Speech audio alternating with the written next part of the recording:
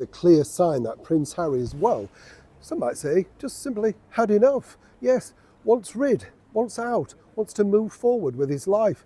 As ever, let me explain. Morning, good to see you. Thank you so much as ever for your time. You all right today? I'm not bad, thank you. Yes, well, you have, better days, don't you? Well, I know you do, but we just have to smile forward. A bit of sunshine today. It's not too bad, actually. You have to look at the positives. I've got a really special interview coming up for you this coming weekend, so do look out for that.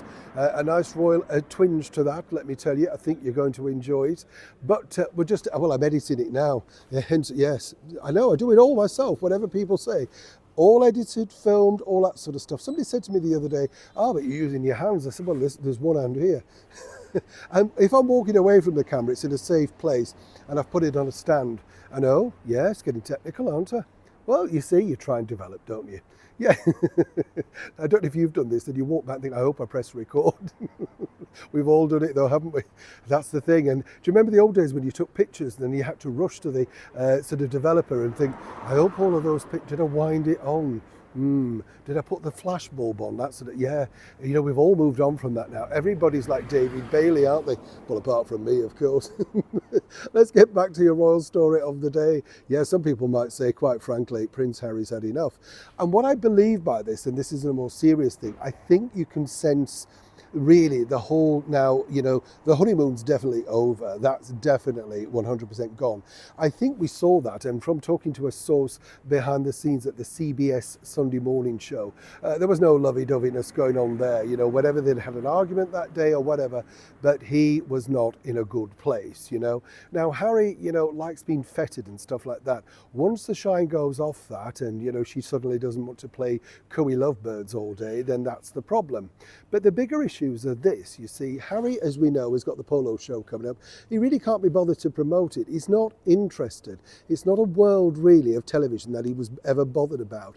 But she convinced him that this would make money. This is the way that they could make money. It was her vanity, not his.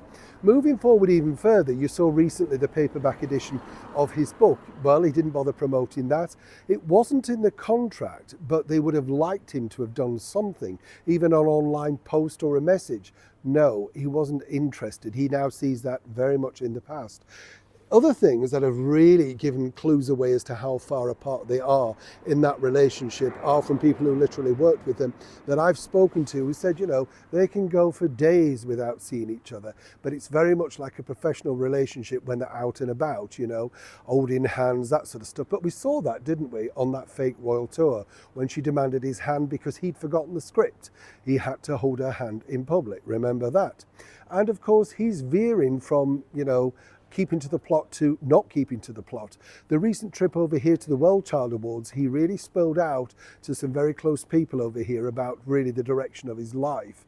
And I would say at this point, I will be magnanimous and not say exactly how upset they were for him, but things are not going well. On top of that, the recent trip to South Africa. So where does this leave Meghan? Well, according to a very well-placed source, in a very vulnerable space indeed. You see, she's always had the control, the person that was, the driving force in the relationship, and he was quite happy on that. But even Harry, in the haze of fog of whatever he smokes over there, he's looking and thinking, none of this stuff has worked. It's Thanksgiving. I've got nobody coming up. There's no family. There's only her and the mother and the children. It's not looking the rosy bowl that he thought it was going to look when he dashed into the exclusive Windsor executive floor room for the Freedom Flight. Remember that? And it must be annoying to think that actually you've got it so badly wrong. And not only so badly wrong, but ostracized all of those around you.